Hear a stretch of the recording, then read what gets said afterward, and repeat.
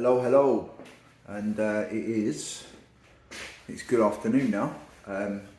Just wanted to say hello, quickly jump on. I just wanted to quickly jump on. I've been reading some stuff and hearing some bits and pieces about negative feedback. As a seller, it's a real pain in the bum, but it is a part and parcel of what we do.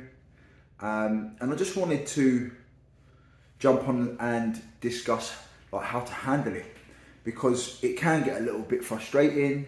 You can get angry, you can get annoyed, feel like it's not justified and whatever. But I think the way that you deal with things can make all the difference. So say you get a negative feedback, you feel it was unjustified, the best thing you can do is keep your customer sweet. Keep it professional and try to help that customer as much as possible. Yes, you do get scammers out there. You do get people trying it on.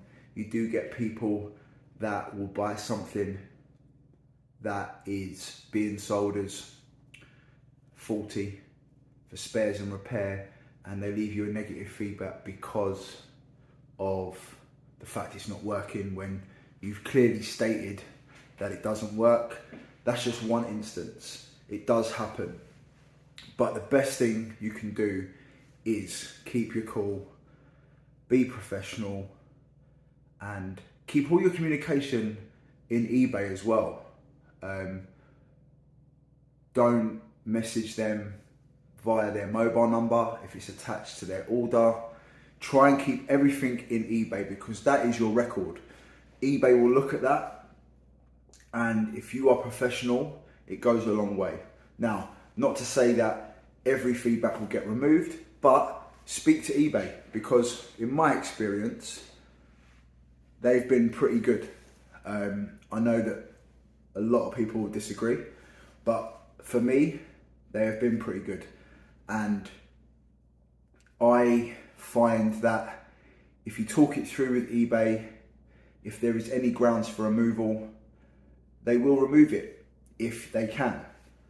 But you may have to try 3, 4, 5, 6 times, speaking to different people, using the web chat.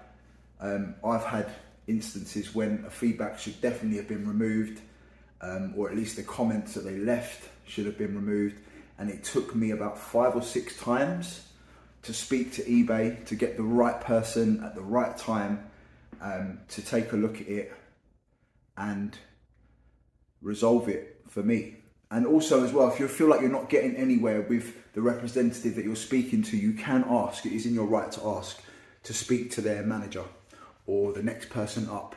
I found that works really, really well, because if you escalate it in the chat to someone who is a bit higher up, they sometimes have a little bit more power and sort of say over how things are done.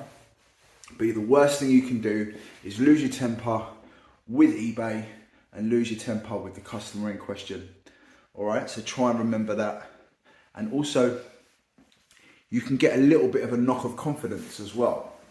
I know for a fact in the early days, it would just really put me off and make me feel like I wasn't doing my job properly, or a negative feedback is like the end of it and stuff like that. But it isn't.